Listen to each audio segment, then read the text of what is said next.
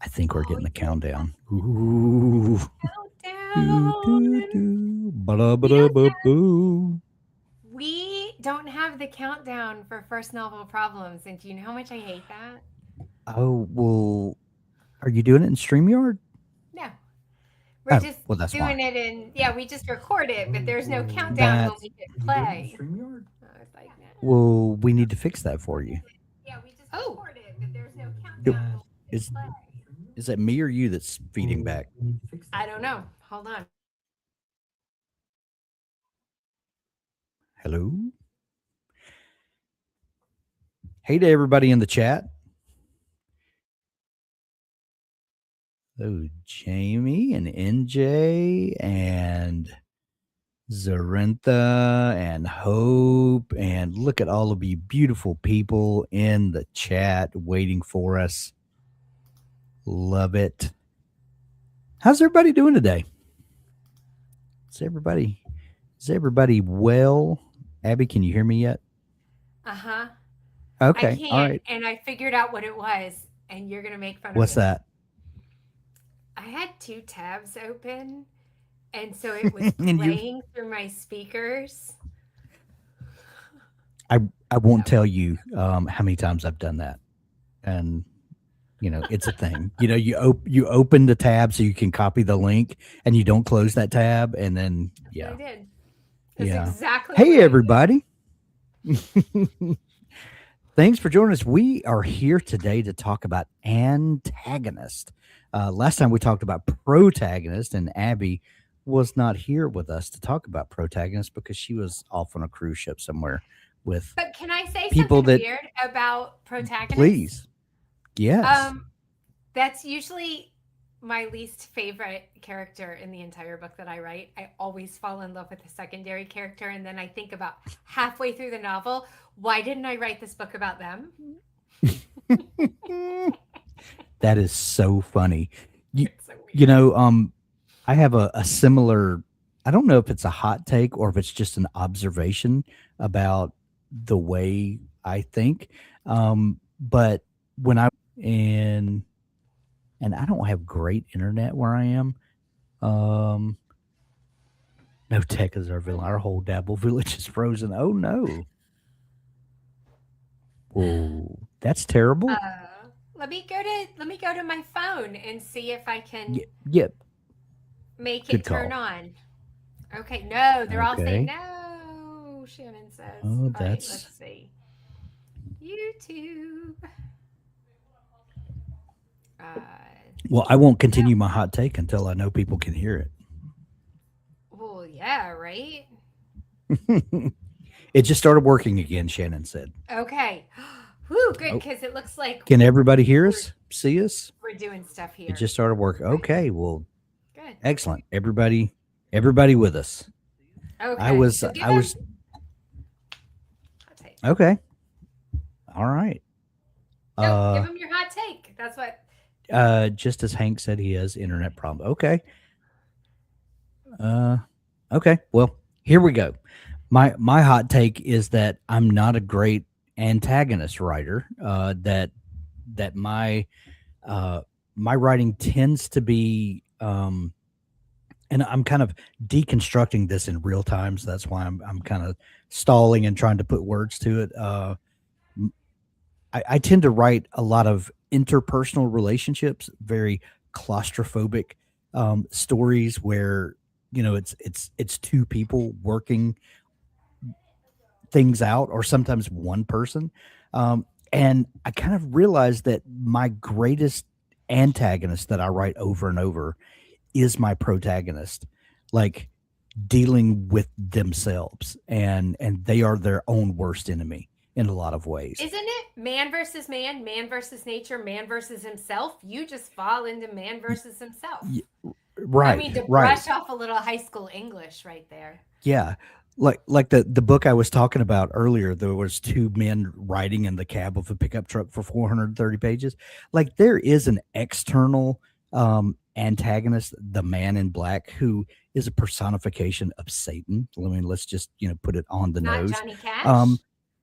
well, Not It Johnny depends on Cash. which era Johnny Cash you're talking about. There was, Johnny had some minutes in the mid Did he '60s, have some dark where times? he had some dark times, and no judgment whatsoever. We've all been through dark times. His just happened to include paper sacks full of pills. I'm not here to judge, you Whatever. know, that's all. But um, so I had a character that literally was the personification of Satan himself, and and that was not needed. Like he was not um an active antagonist. Like like he was the catalyst for things to happen, but the bad things happened because the people in the book gave into those dark desires. And like whether Satan himself would have been there or not, they would have made bad decisions. And that's what the book was about. It was about people's bad decisions, not the devil made me do it. It was he was just a an So external force to literary. I'm just no, I telling you. know. I apologize for being literary, but it just is what it is. You know, I'm, you know, You know, it is what though, it is. because I mean, there's a distinction I grew between the antagonist and the villain, right? yeah. Look, And I so, live in the land of William Faulkner. yeah, What do you expect? And Flannery O'Connor. That's what you get when you're, from the sweaty deep south. Mississippi. You get yeah. Anyway, so tell me about how you think about antagonist. So, I mean, I've you've always got an antagonist in a Yeah, story because there's some problem, who's causing the right. problem or who's resisting or who's standing in whose way. That's the question. I've only ever written a villain once, though. So, Yeah. like, because we said why your villain Oh, know how is the engine literary of of your you, story. Matthews. I know, but like the villain is a bad guy, is an actual bad guy. And Yeah. I mean, if you're writing a rom com, say, for instance, the bad guys in my story aren't actually bad guys. They're not doing anything Right. immoral. They're not doing anything wrong. I mean, in my The, story, nobody's cheating on anybody else. I mean, so there's not even that piece. right. Um, and the only true villain I've ever written was the headmistress at a boarding school. Oh, that straight from Central Casting, huh?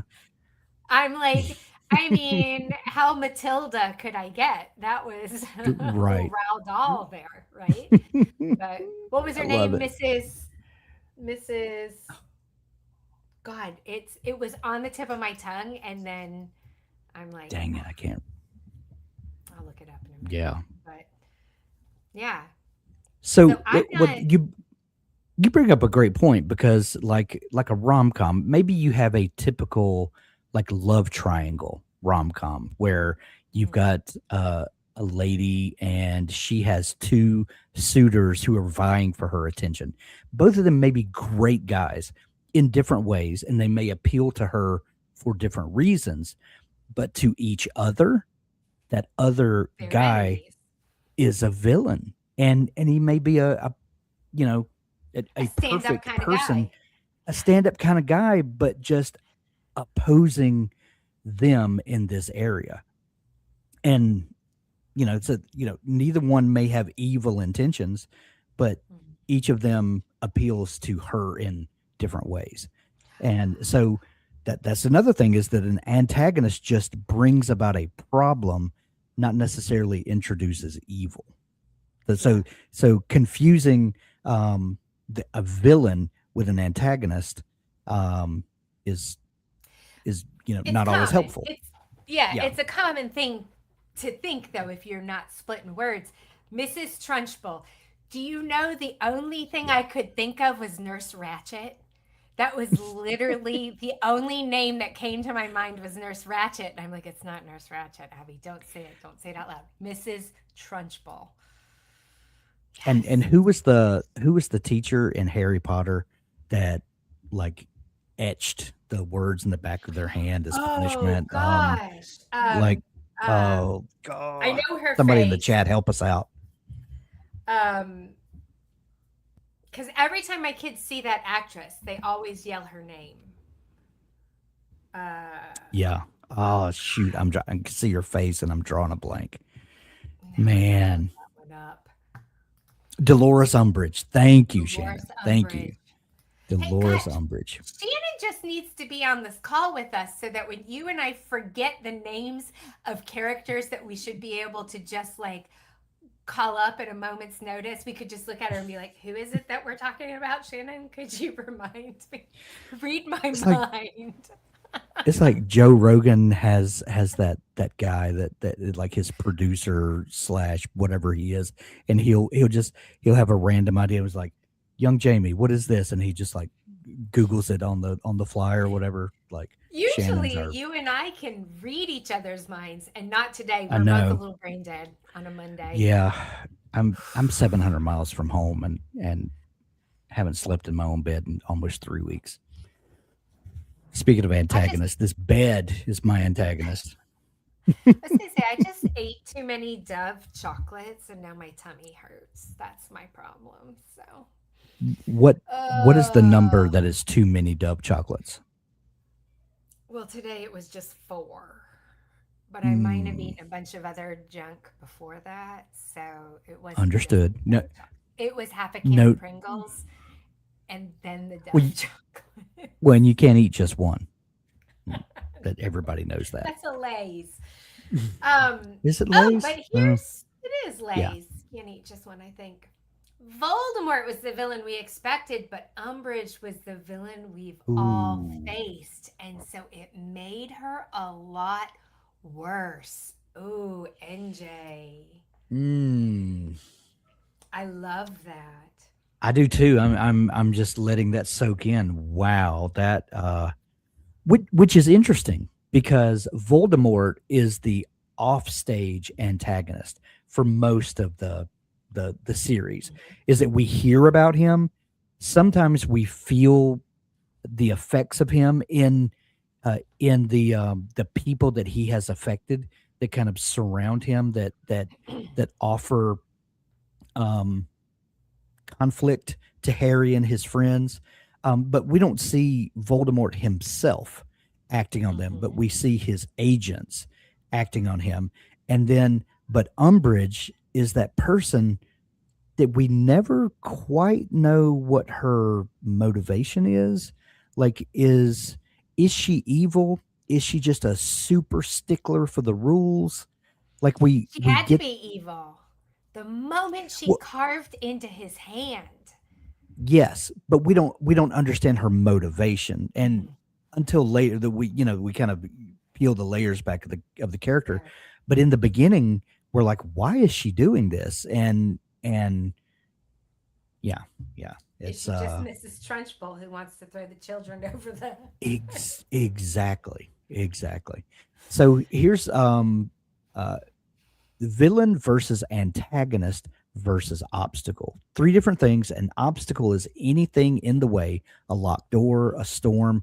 An antagonist is a force that actively opposes the goal with intent behind it.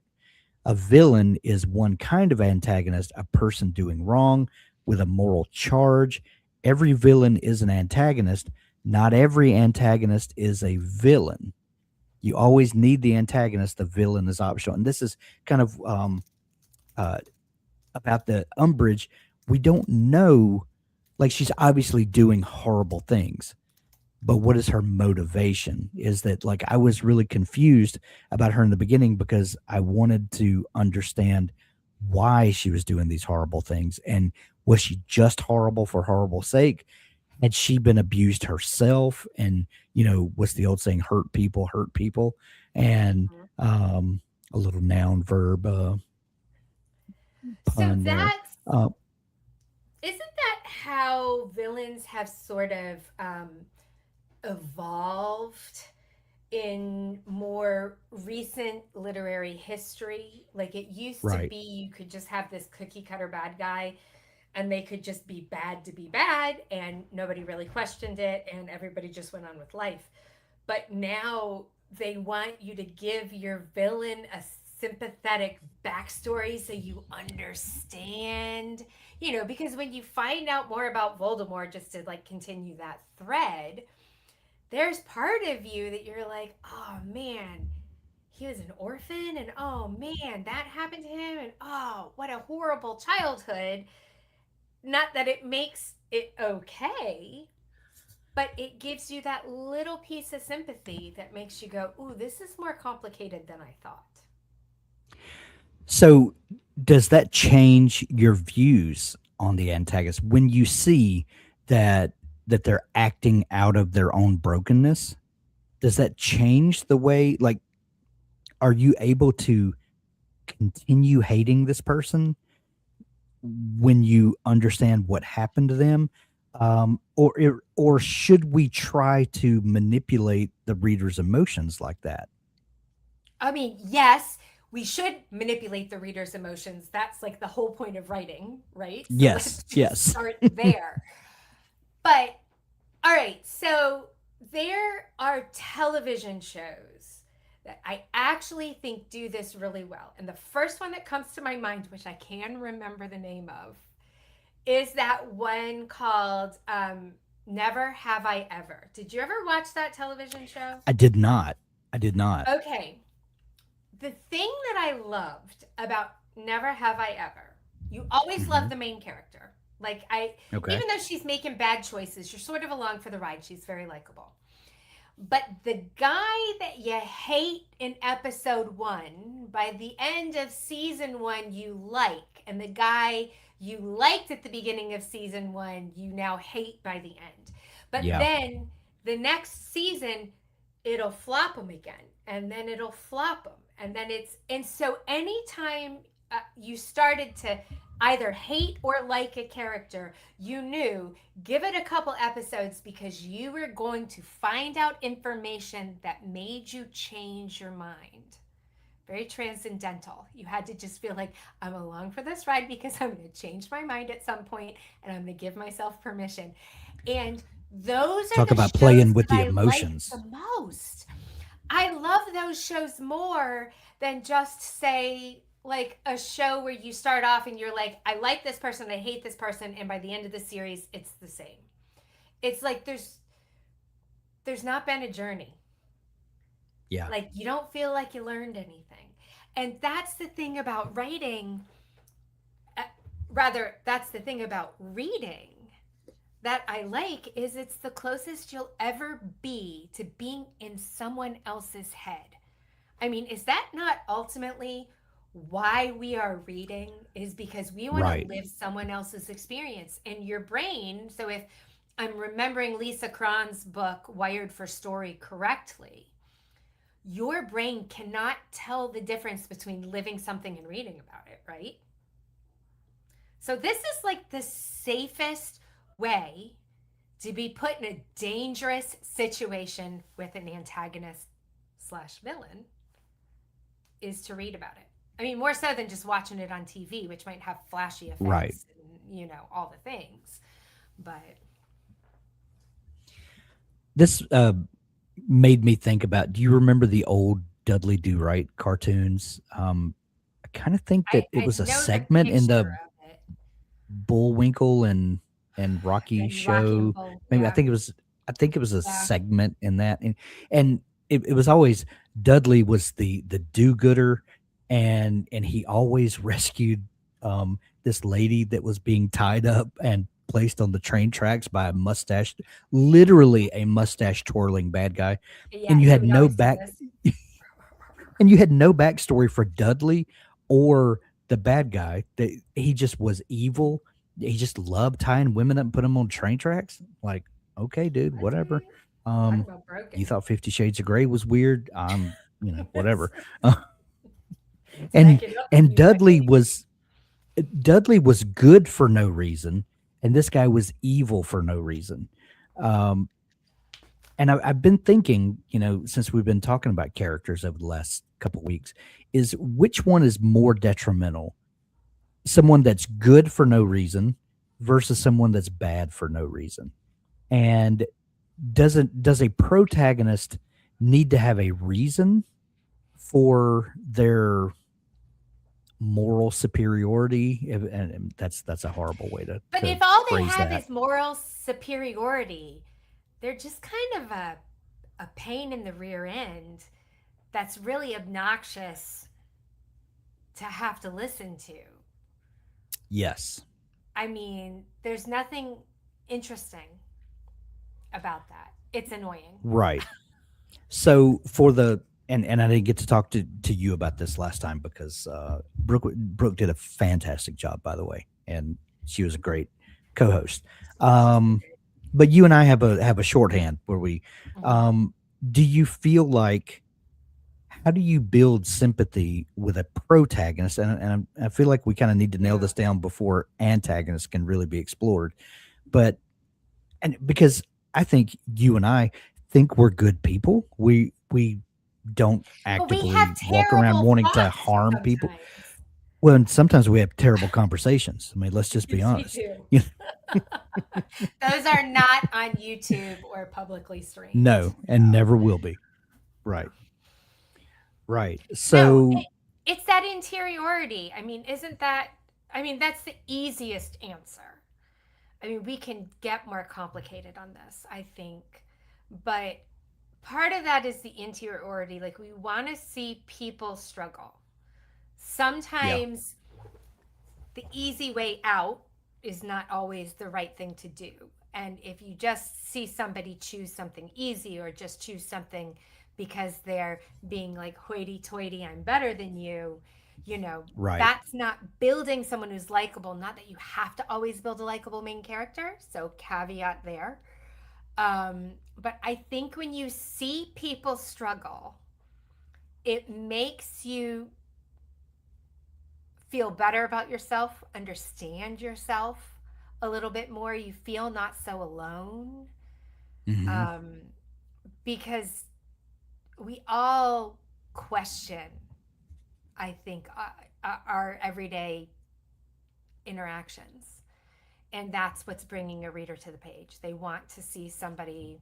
And to be honest with you, I oftentimes want to see a main character who makes a decision that I would not have made. That's why I'm reading the story. And I think you and I have talked about this before in cohorts. The girl with Yeah. the pearl earring. Oh my gosh. I got Yeah. to the end of that book. Spoiler, if you've not read Girl with the Pearl Earring and you are intending to read it, just la la la la la la la la for a minute, okay? But um when she chose to marry the butcher's son and not like pursue Jan Vermeer, I'm like, no, because that's what I would have done, the sensible thing. I am not reading to see someone do the sensible thing. I'm reading to see somebody live a life that I wouldn't have the courage to have chosen. Hmm. That's why I'm reading. And so that's what I want in a protagonist. And I want a freaking antagonist that is going to make that character choose the courageous thing that I wouldn't do. Absolutely. So Um, that was my soapbox. I love it. I love it. Um, Oh, here's a question. yes, I was just reading Yes, that. Yes, absolutely, it can be. absolutely. Absolutely.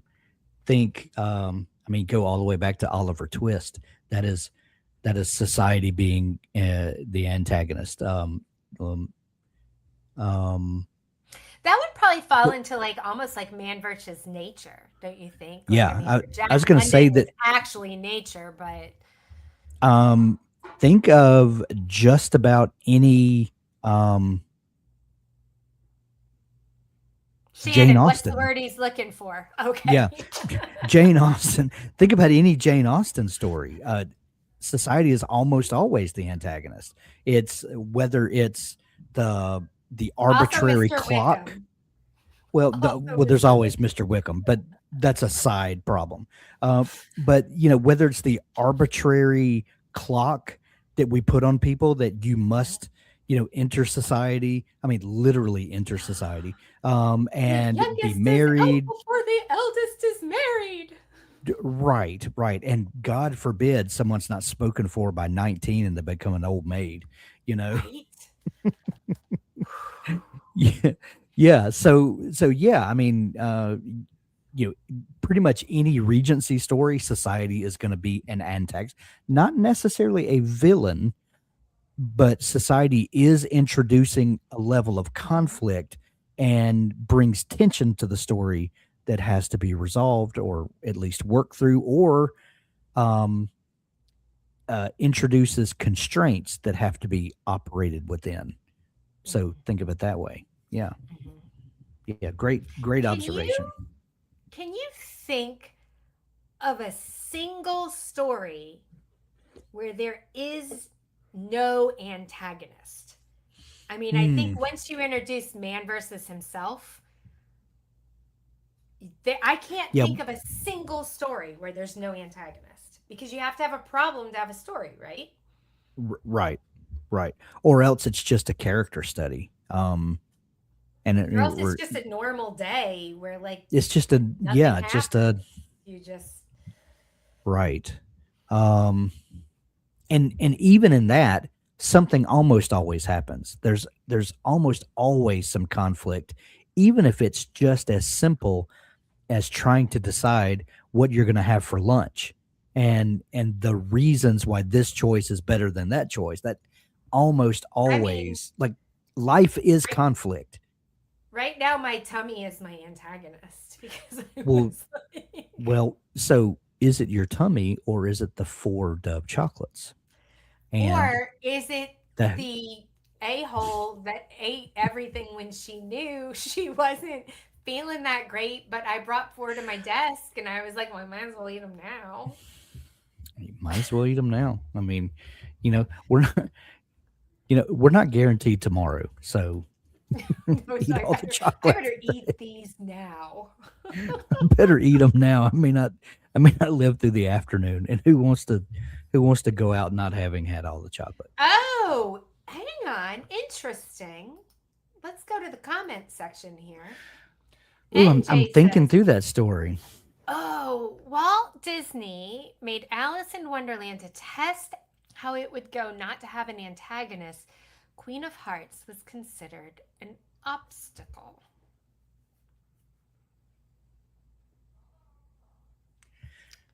Mm, okay, I gotta sit so with that back for a to minute. I know, me too. Yeah. Um, well, and that's what I had in my notes here: villain versus antagonist versus obstacle. Um, and and I, I I just think I Googled. Okay, I just Googled, is there a book with no okay, antagonist?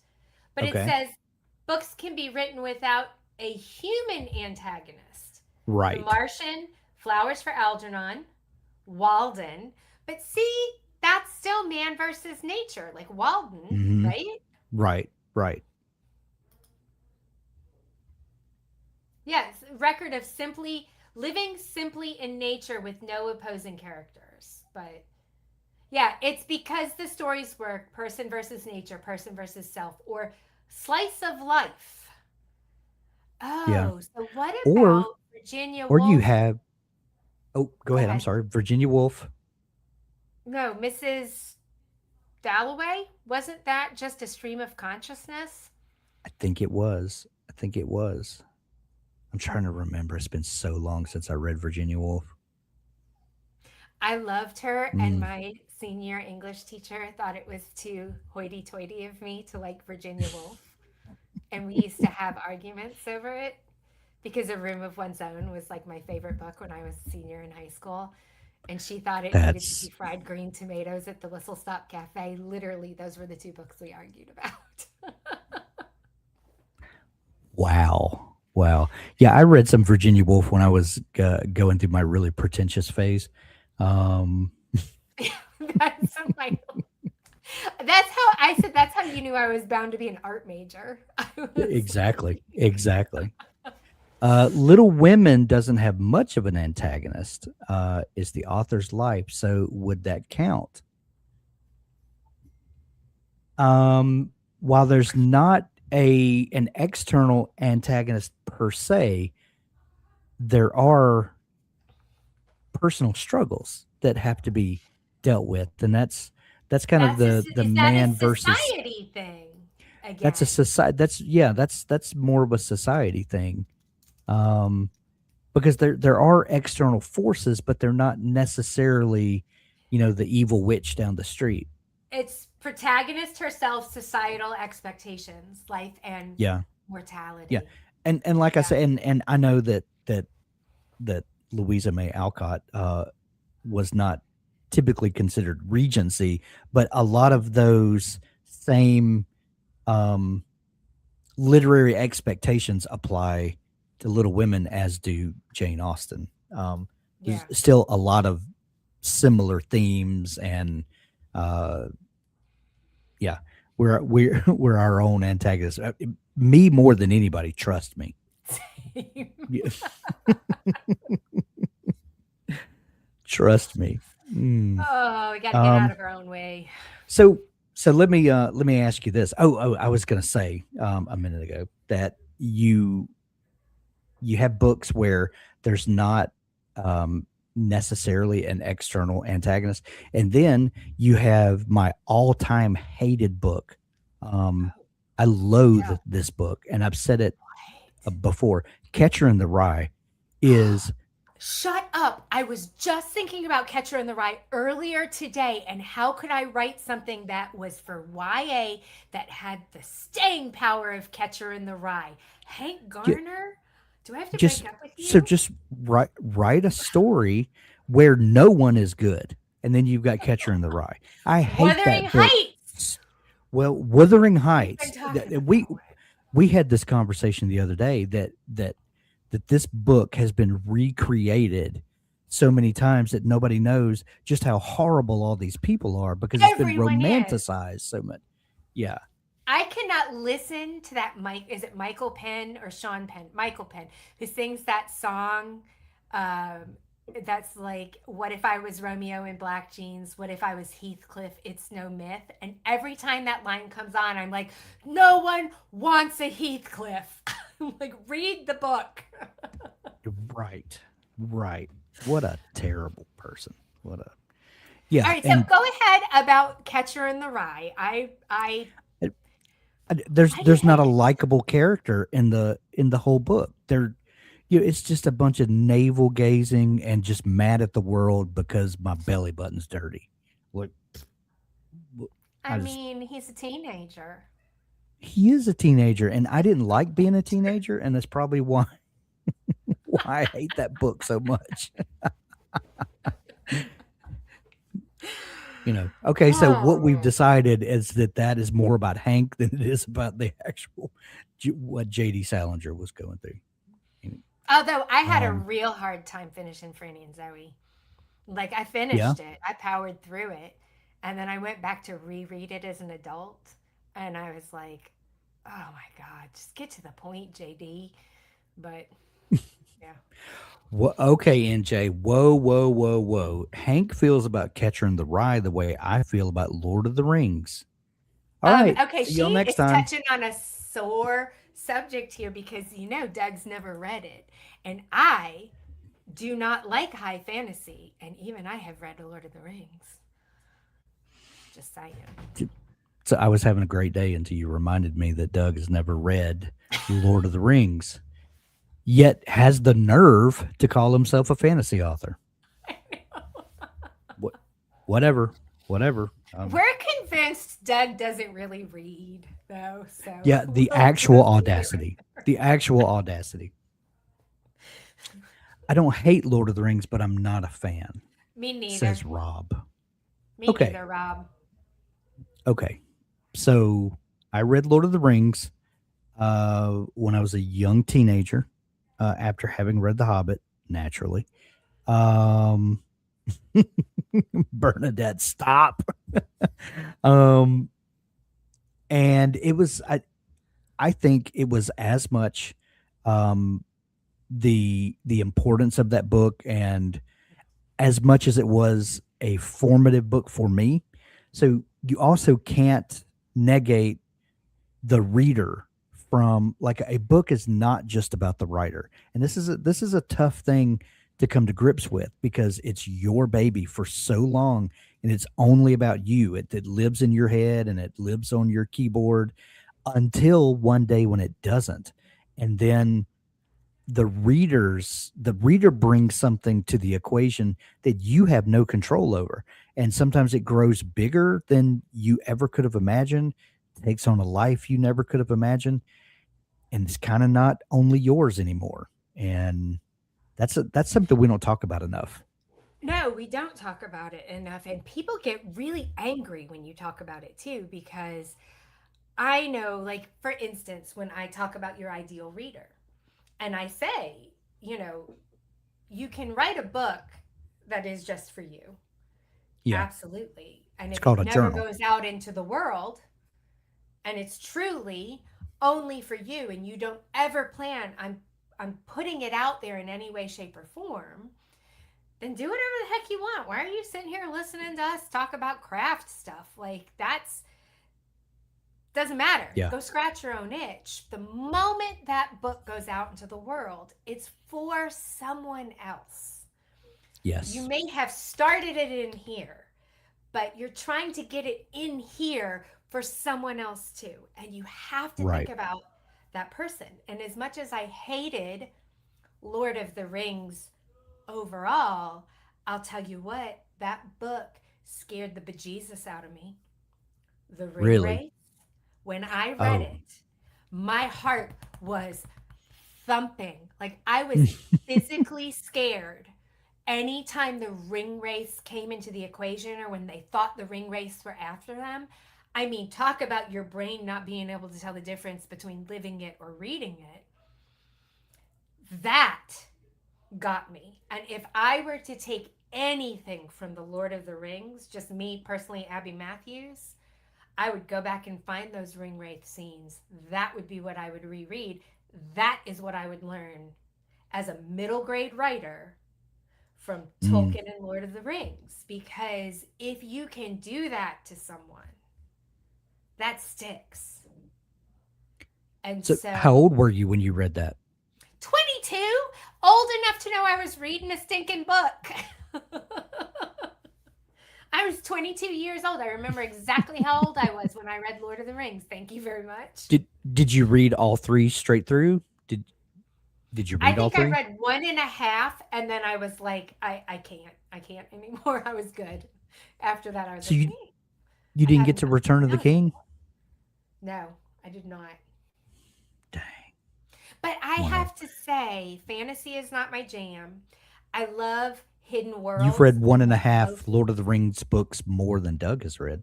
I have, and I've seen all the movies, and I read The Hobbit. Um, I mean, I've read my fair share. Yeah. But Yeah. yeah, to like whoever said in the comments here, like the battles were, that's the part that's where you lose me. Yeah. Is I don't care. Like, I'm probably not going to read a lot of World War II books that have to just do with battles. Like, that's not the stuff I'm going to pick up. That's a big part of why I don't like fantasy, is I don't care about warring kingdoms. Like, I Yeah. like the personal stakes. I like to bring my stories a little bit smaller.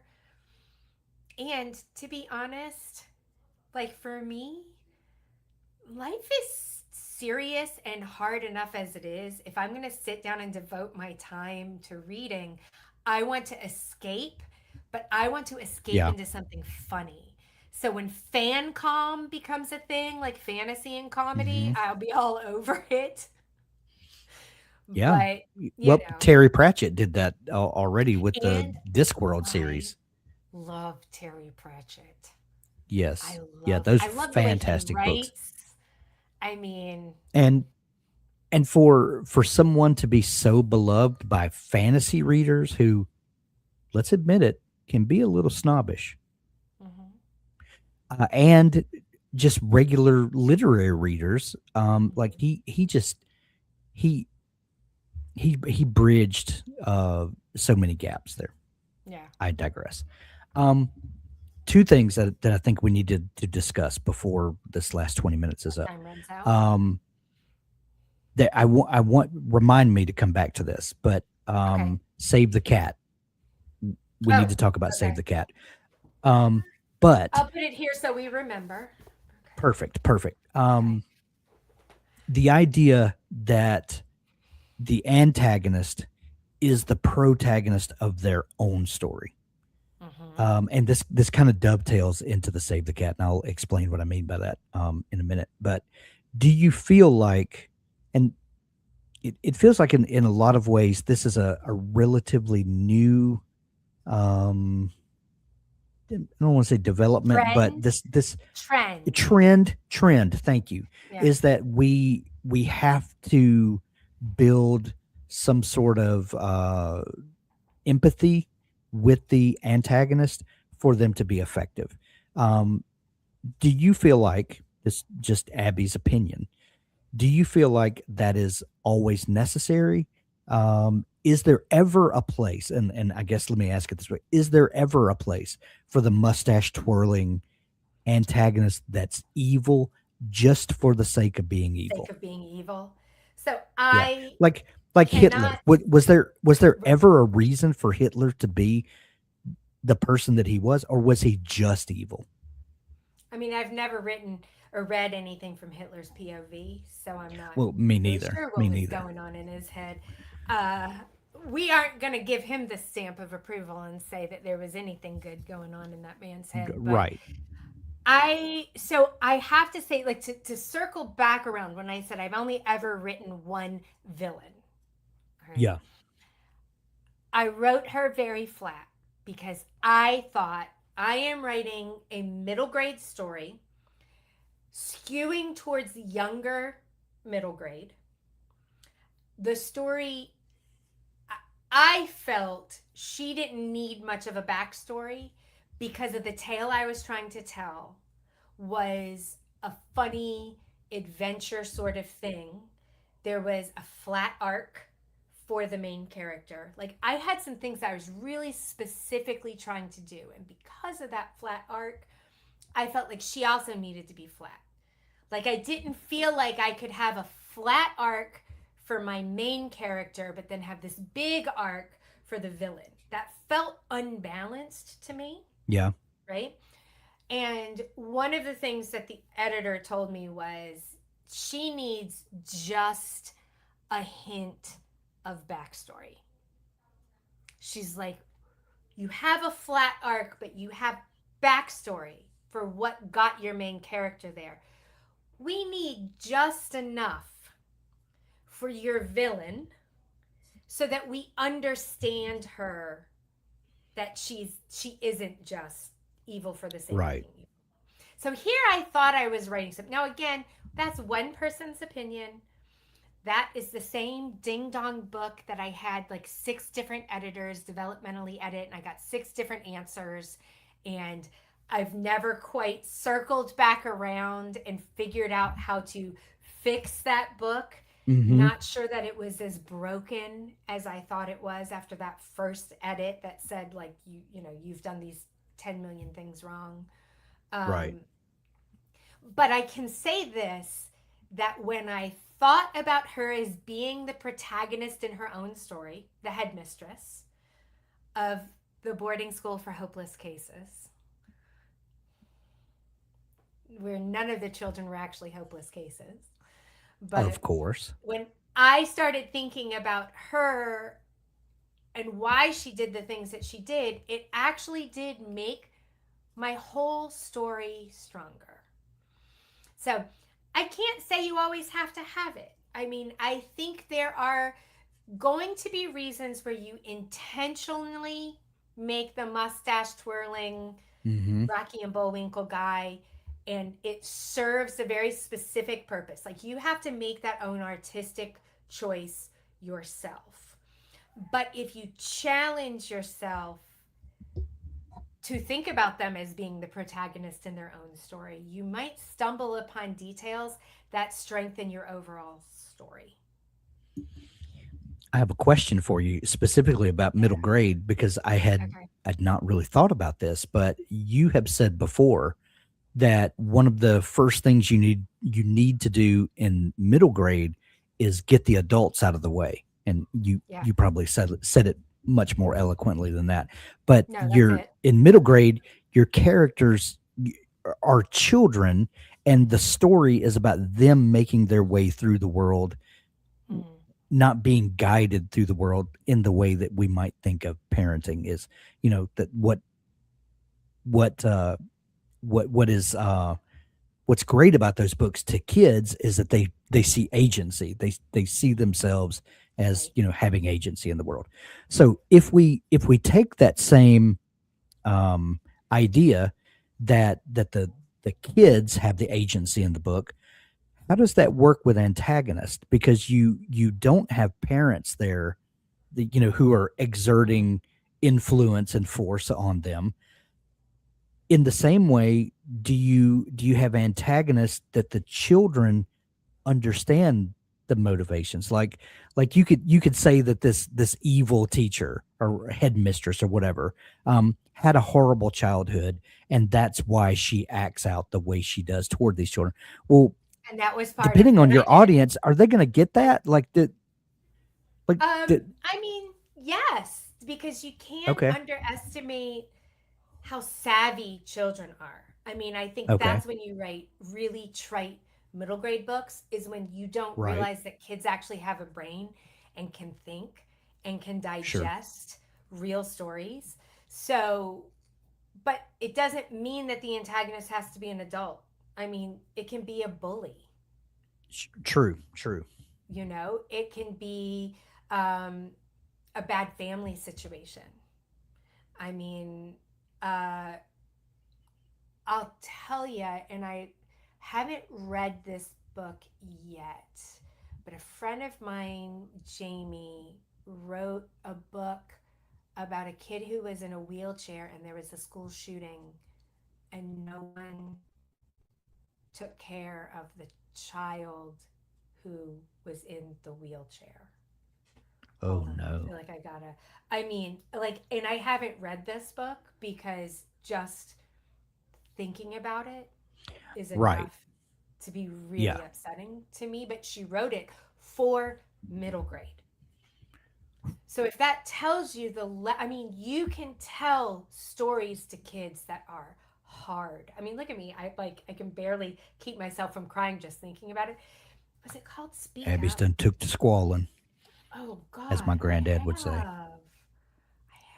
Hold on. Let me find the. So you can't, you can't. All right, let me go to all of Jamie's books. It's not Speak Up Now. I'm trying to think of what it is. Please Pay Attention is the name of the book. Mm. Hold on. I feel like we kind of got to. And who's the author again? Jamie. Jamie Sumner. Okay. She's the one that I was telling you about, writes also in prose, not prose. Mm. What's the Poetry. poem one? When they write in verse. She wrote Verse. a Yeah. novel in verse, yeah. Girl with cerebral palsy navigates loss and grief in aftermath of trauma following a school shooting in a world that wasn't built for her in this. I mean, I can't keep reading anymore. And I, that was Publishers Weekly review. I. So kids can handle it. Like, that's just what I'm Yeah. saying. Okay. Kids can handle it. Okay. Wow. Yeah. Wow. It's just all about perspective. Um, I guess you don't want to sound like a 40-year-old person telling the story to the kid. You want them to feel like they're experiencing the story through eyes that they can relate to. Through their words, through their emotions, not through a filter that a 40-year-old Right. writer has put between them and the real world. And Right. so, and that can be said for any antagonist. You have to think about your reader. Like, what you don't want to be a filter necessarily Yeah. between your reader and the world around them. You want to be the megaphone, right? Yeah. So, I mean, I think that's what we have to think about. Oh, and by the way, in Jamie's book, the main character has the same name as my child. So again, Mm, I couldn't mm-mm. do it. Nope. Her name is V, Nope. and I'm just like I can't. So Ooh, look, my nose is all red that would now. be Why hard. did we start? Why do you hit me in the Okay, so face with let's music? let's switch gears then. Let's switch gears for a minute. Yes, So, please. save the cat. I told you I was going to come Oh back to yes, save the that's cat. right. So we talked about save the cat when we talked about protagonist because you have to because it's so ubiquitous now.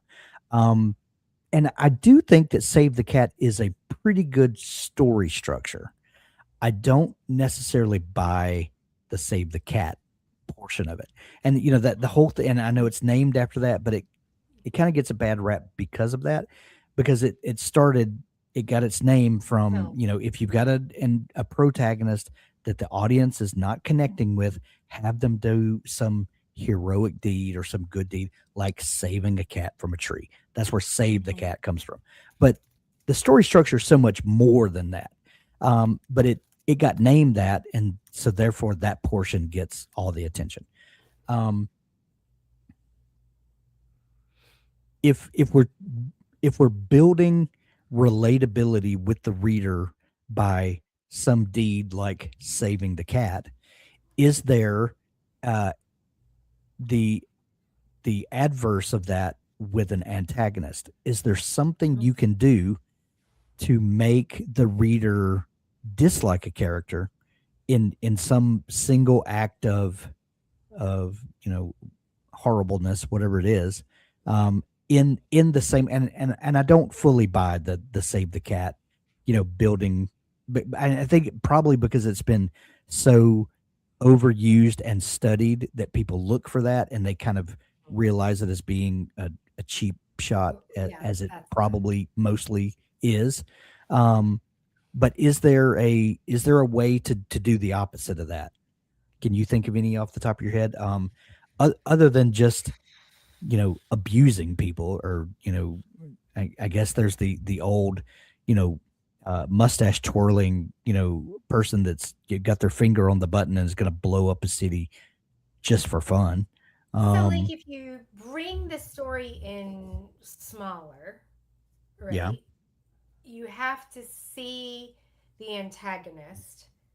So, remember the difference between antagonist and villain. So, the Yep. antagonist can have morality, but can you see them standing in the way of the protagonist in a way that's very selfish, but not Yeah. necessarily immoral?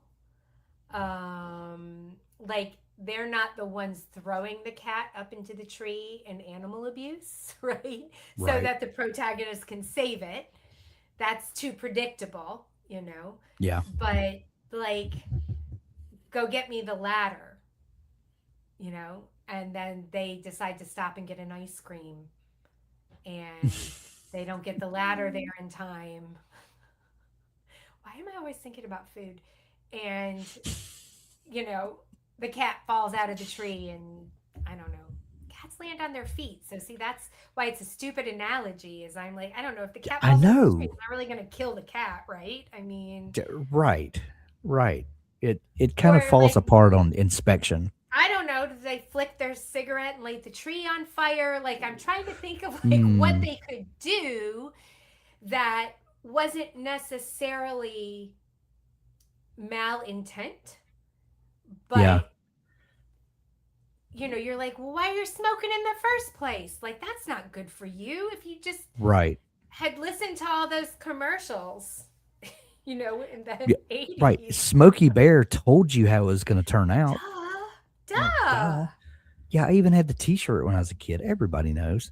Only you can prevent forest fires. Um, and then you've got the big purple guy in Avengers Endgame. Barney? Oh, you said No, the big purple guy, like, another Barney. kind of evil, by the way. Okay. Um, Earworm the guy evil. with the The guy with the giant chin who kills half of humanity. Oh, Thanos? Thanos. Thank you. Golly, I'm not thinking clearly today. But doesn't Um, he do it for good reason? well, yeah, he believes it's good reason because he believes he's actually saving more people than he's Then, killing, and it's an acceptable number to kill off half of these people because it ultimately will be a better thing. And I think he feels justified in what he's doing. Kind of the old Star Trek thing: the needs of the many outweigh the needs of the few or the yeah. one. But uh, but then as that kind of trope has been used more and more, and is that something that will eventually become trite because now we have every antagonist has to feel like they have some moral superiority, and will that eventually fall out of favor because it's been overused? Okay, so like not to be your spoiler, but like there have to be books that are going to withstand the test of time in the future that use it, right? That Yep. become the gold standard of what was written in today's day and age. And so, I don't know. I mean, I can't predict the future. I don't have the, Yeah. okay, what was the lady in Harry Potter that had the crystal ball Trelawney? See, I remember that one. I didn't have to ask Shannon. My Good brain is one. coming Good back, one. I baby. guarantee Shannon was just Uh, ready with that answer. she's ready. She's Yeah, just probably ready. TREW, and then oh, Abby got it. Delete, delete, delete.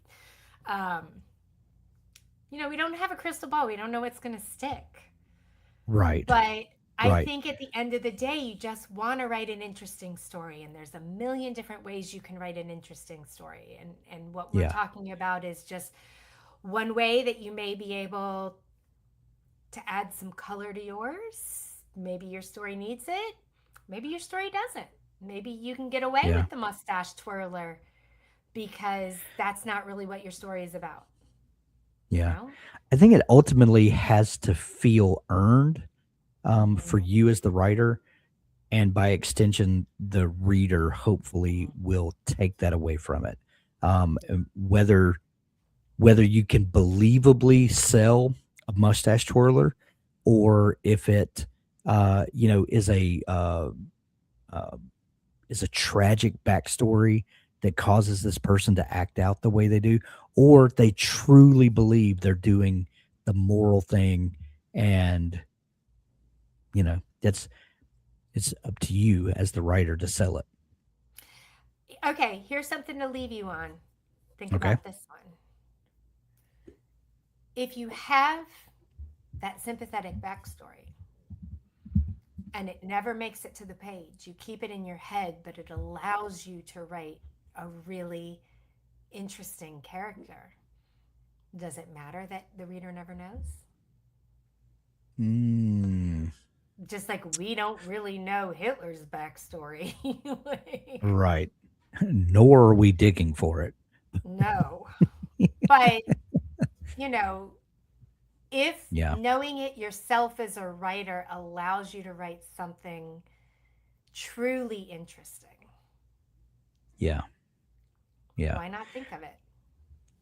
I think the biggest takeaway today is don't be boring. Find a way to be interesting, to create characters that are interesting, whether they have an earned and deserved backstory that bridges to their current behavior or not. Find a way to make it interesting, Nice.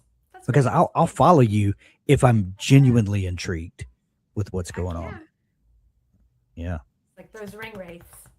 There. Ooh.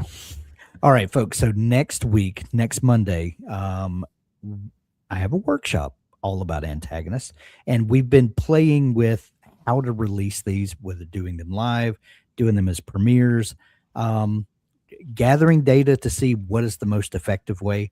And I believe next week I'm just going to post it on Monday, and I will do my best to have it up live by 1 p.m. Central Standard Podcast Time, and it'll just be a release. more than likely it'll be up at the beginning of the day, but you know, um, so and we'll see how that goes. But yeah, thanks for joining us, everybody. Yeah. Um, tomorrow, Abby is doing writing sprints for me because I'm going to be traveling 700 miles tomorrow, and then I'll be in coffee Happy hour hour. on Wednesday, and then are we tag teaming sprints I for think Doug on Thursday? on Thursday you get both of us. Yeah. So you get all the Hank and all the Abby you can stand in 1 week this week. They are going to be so sick of us by the time Doug gets back. They're going to be like, "Thank God the redhead's back." Thank You know, God the redhead's I back. mean, Thank if God they're the really missing non-reading him. red. Thank God the non-reading redhead is back. I almost said redneck. Oh Yeah. my goodness. Yeah. All right, Thanks everybody. for tuning in, everybody. Thanks. Deuces.